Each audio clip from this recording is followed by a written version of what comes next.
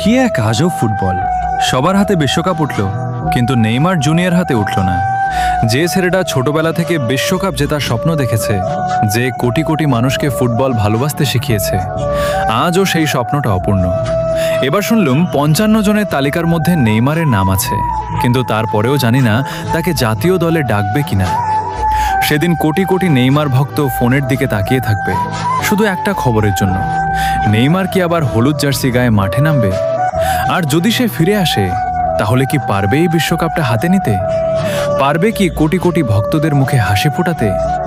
তবে একটা কথা তা সত্যি, যদি নেইমার ২০২৬ বিশ্বকাপ খেলে, তাহলে আমরা তার কাছ থেকে একটা বিশ্বকাপ আশা করব। জানি না সেই স্বপ্ন পূরণ হবে কিনা, কিন্তু মন থেকে চাই ২০২৬ বিশ্বকাপে নেইমারকে জায়গা দেওয়া হোক।